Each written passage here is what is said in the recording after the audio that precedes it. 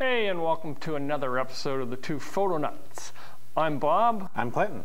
And today's topic of conversation was going to be? Composition. No.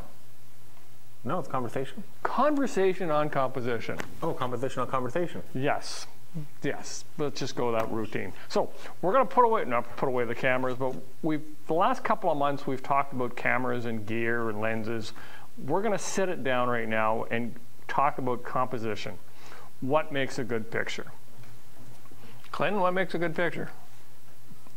That's a loaded question. Honestly, it's about adding your own personal flair as well as leading people into the photograph. It's the difference between a snapshot and a proper framed photograph. Okay, so let's talk about the rule of thirds. The rule of thirds? Yep. The easy one. The rule of thirds is the easiest. Everybody understands the rule of thirds. It's dividing your viewfinder into three different segments. Correct? A 3x3 grid. 3x3 grid. So, and then putting your main object on one of the crosses, or where the points cross on the grid. So that's basically the rule of thirds. And by getting your subject out of the center, makes a more pleasing image and gives you some sort of depth of field because your image is only a 2D image. So it will allow you to give you some depth of field. Agree with that? I agree. The other thing is you want to make sure that if you are off to the left or off to the right, your subject is not looking to the shortest frame. They're looking off toward the other direction.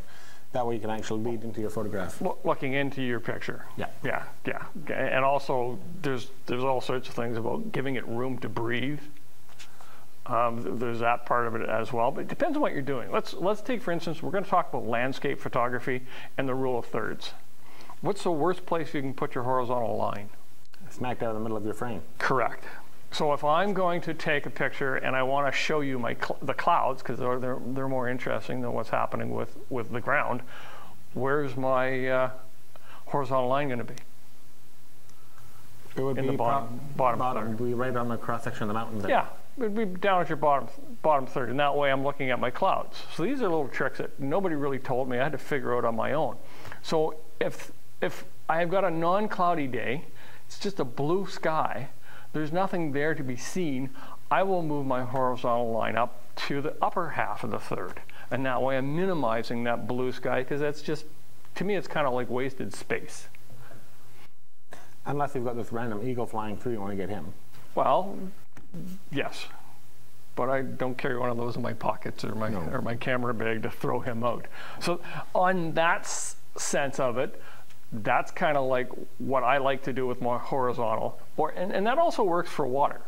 So you'll see a lot of times, like we'll take reflections and we're looking for the reflection in the water.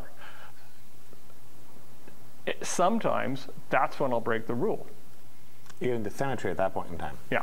Well, that's exactly. Now we're going into symmetry, and that's where we'll break the rule, and I'll put my horizontal line in the center. That works fine. If I'm taking a picture of an object, let's say of a tree, it will be on the left or the right-hand side, depending on which side gives me some other secondary image to go with the tree. So that's how I work it. How do you work it?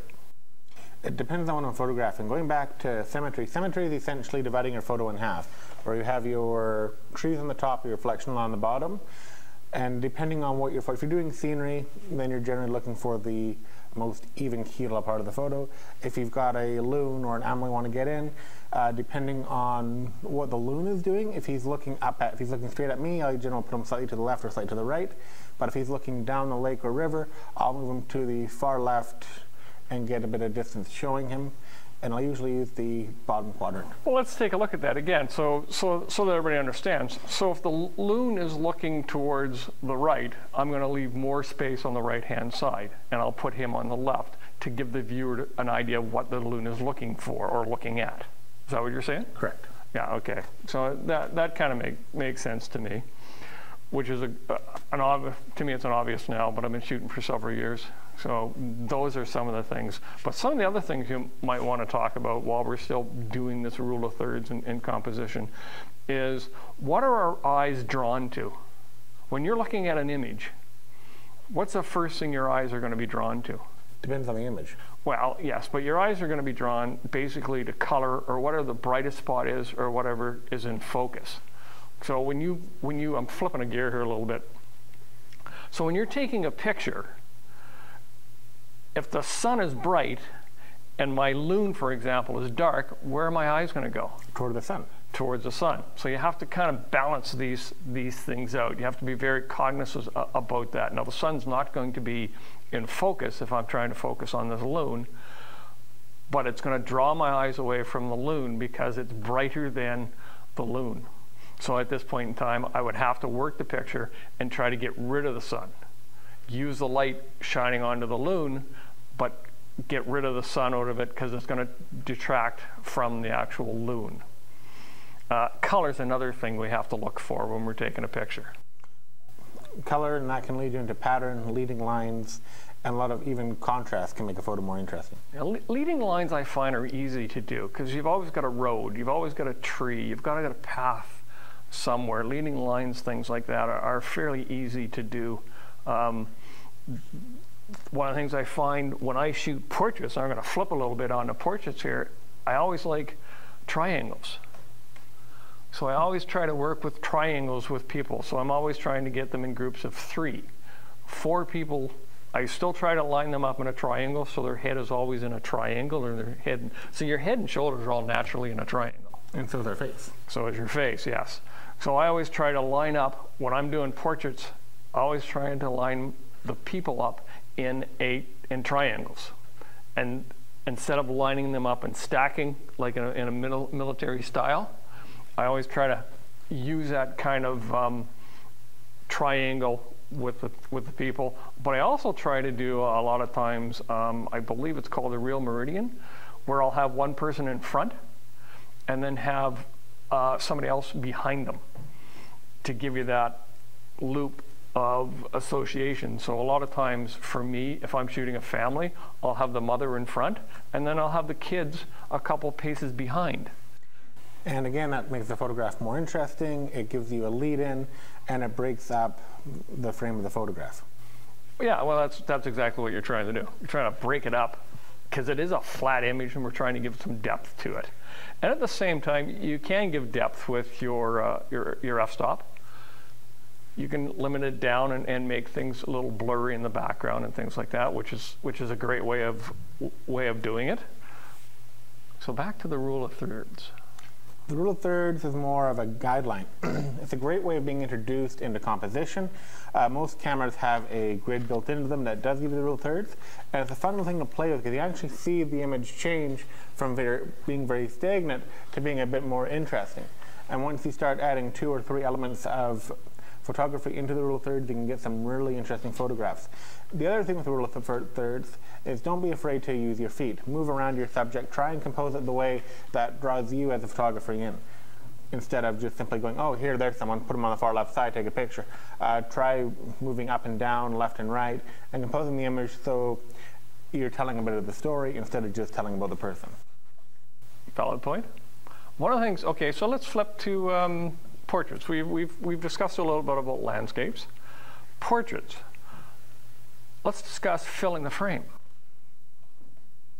It depends on how you want to fill the frame. And it depends on the person you're shooting. If you're trying to talk about the individual and the personality that they have, then you would be fairly close and try and include very little of the background. But if you're trying to tell a story about what they do and how they have an impact on the world, then you'll be including their background. For example, woodworker, you'd be trying to include his workshop or his tools into the photograph, whereas a teacher, you might be more focusing on the individual. Again, using the rule of thirds, of using somebody who's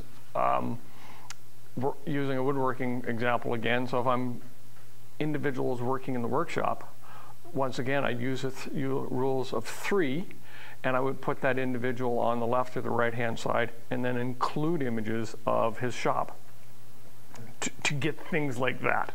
I find me particularly very difficult to photograph somebody in full length, to take a picture of somebody in full length.